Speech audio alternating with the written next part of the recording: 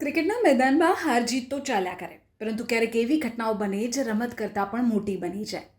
બેંગલુરુના N Chinnaswamy સ્ટેડિયમમાંથી એક એવા સમાચાર સામે આવ્યા કે જેમણે સૌ કોઈને ભાવુક કરી દીધા। રોયલ ચેલેન્જર્સ બેંગલુરુ અને કર્ણાટક સ્ટેટ ક્રિકેટ એસોસિએશને એવા 11 ક્રિકેટ પ્રેમીઓને સન્માન આપવાનો નિર્ણય કર્યો છે કે જેમણે સ્ટેડિયમમાં જીવ ગુમાવ્યો હતો।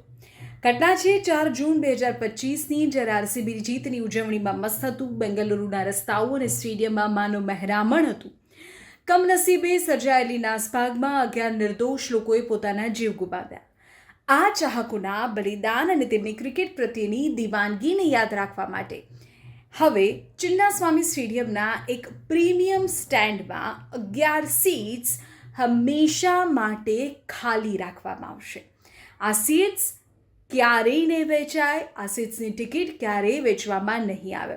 3 મુખ્ય નિર્ણયો લેવાયા છે। એક તો કાયમી આરક્ષણ, સ્ટેડિયમના ખાસ હિસ્સામાં 11 સીટને ચિહ્નિત કરાય, તેને શ્રદ્ધાંજલિ સ્વરૂપે ખાલી રખાશે। બીજું, જર્સી સન્માન, આરસીબીના તમામ ખેલાડીઓ પ્રેક્ટિસ સેશન દરમિયાન 11 નંબરની જર્સી પહેરશે અને સ્ટેડિયમમાં મૃતકોના નામ સાથેની એક સ્મારક પટ્ટિકા લગાવવામાં આવશે।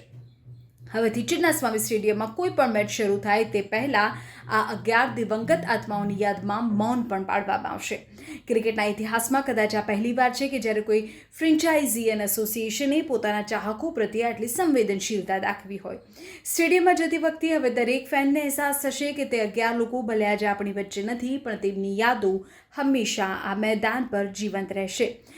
ચાહકો વગર રમત અધૂરી છે અને બેંગલુરુના આ નિર્ણયે સાબિત કરી દીધું છે કે ક્રિકેટ માત્ર એક રમત નથી, પણ કરોડો લોકોની લાગણી છે। આ 11 સીટ્સ ખાલી રાખવાનો જે નિર્ણય છે શ્રદ્ધાંજલિ સ્વરૂપે, તેને લઈને આપનું શું કહેવું છે, કમેન્ટ કરો।